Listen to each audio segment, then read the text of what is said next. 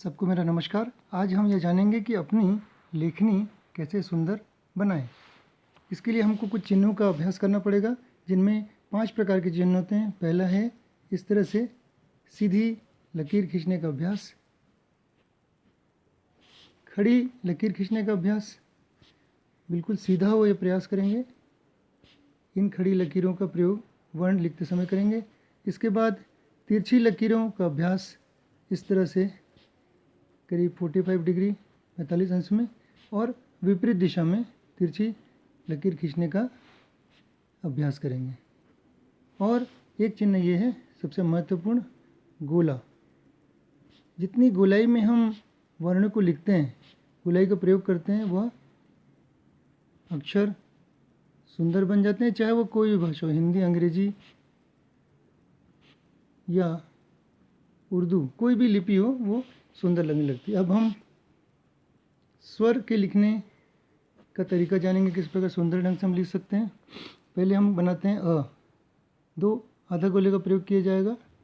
ये अ, फिर एक आधा गोला, फिर एक आधा गोला, सीधी लकीर, 2 खड़ी लकीर, आ, फिर एक गोला, फिर एक गोला, ई। इसी प्रकार आधा गोला, फिर आधा गोला, ई, फिर 2 आधे गोले का प्रयोग करके ऊ बना, फिर 2 आधे गोले का प्रयोग करके मात्रा लगाकर ऊ बना।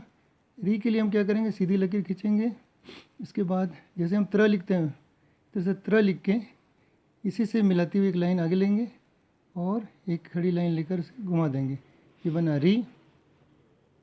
इसके बाद हम लिखेंगे ए, इसी प्रकार गोलाई का प्रयोग करके लिखेंगे ए। ऊपर एक डंडी लगाएंगे, पूरा गोला का प्रयोग करेंगे ऊपर में, तो वो सुंदर हो जाएगा। अब इसके बाद फिर एक सीधी लकीर करके 2 आधे गोले का प्रयोग करेंगे, 2 खड़ी डंडी लगाकर ऊपर में एक डंडी लगाएंगे तो बनेगा औ। फिर 2 आधे गोलों का प्रयोग करके सीधी लकीर, 2 खड़ी लकीर, 2 ऊपर मात्रा लगाएंगे औ। फिर लिखेंगे 2 आधे गोलों का प्रयोग करके अ के ऊपर गोल एक बिंदी अंग, और फिर 2 आधे गोलों का प्रयोग करके अ लिखकर बाहर 2 गोले लगाएंगे, ये बनेगा अह। इसी प्रकार हम व्यंजन का अभ्यास करते हैं। व्यंजन लिखने का अभ्यास किस प्रकार करेंगे, देखिए, जितना हो सके उतना सीधी लकीर जहाँ सीधी लिखनी है और जहाँ पर गोलाई का प्रयोग करना है वहाँ पर गोलाई का प्रयोग करना है। तो यह हो गया व्यंजन। व्यंजन में हम लिखेंगे सबसे पहले खड़ी लकीर करके, खड़ी लकीर बना लीजिए। इसके बाद पूरी गोलाई के साथ और आधा गोला, क, गोलाई के साथ लिखेंगे खड़ी लकीर, ख, फिर गोलाई का प्रयोग करके ग, फिर 2 आधे गोले का प्रयोग करके घ, फिर गोलाई का प्रयोग करके अंग। इसके बाद आएगा गोलाई का प्रयोग करके च, छ। अब देखते जाइए किस प्रकार ये खड़ी लकीर, फिर सीधी लकीर और ये आधा गोले का प्रयोग करके ज।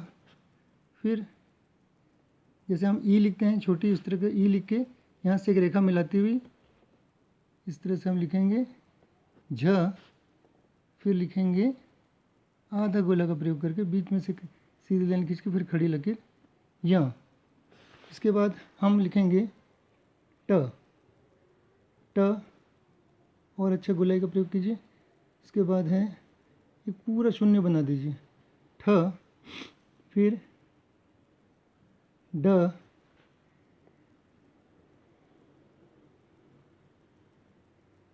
ढ, ण, खड़ी लकीर, फिर आधा गोला त, फिर एक छोटा सा गोला बनाइए और घुमावदार ढंग से बना देंगे थ। फिर छोटा सा एक खड़ी लकीर लेके आधे गोली करके ऐसे बना देंगे द।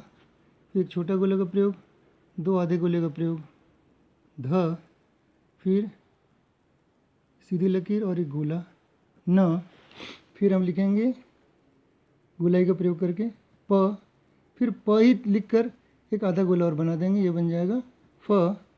फिर जैसे हम व लिखते हैं उस प्रकार व लिख के इसमें एक लाइन खींच देंगे, ये बन जाएगा ब। फिर एक छोटा गोला का प्रयोग, सीधी लकीर, खड़ी लकीर और एक छोटा गोला का प्रयोग और सीधी लकीर भ। फिर लिखेंगे खड़ी लकीर प्रयोग करके गोला करके सीधी लकीर, फिर खड़ी लकीर म। फिर इस तरह से गोलाई के साथ लिखेंगे य। फिर गोलाई का प्रयोग करके र। फिर लिखेंगे ल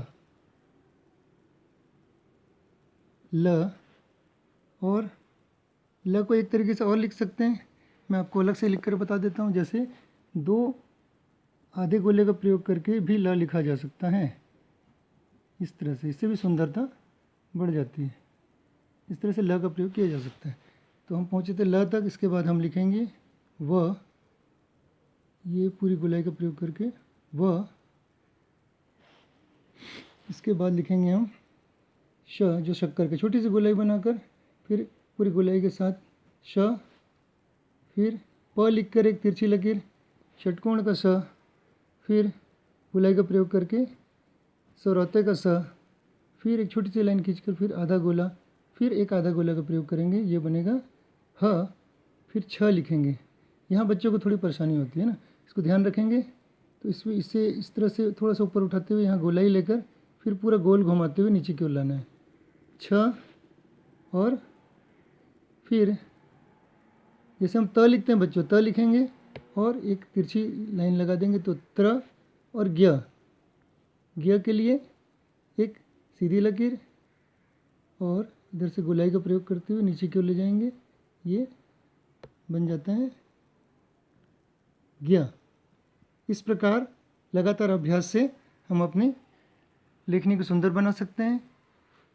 आप सबको अच्छे लेखनी लिखने के लिए मेरी शुभकामनाएं। धन्यवाद।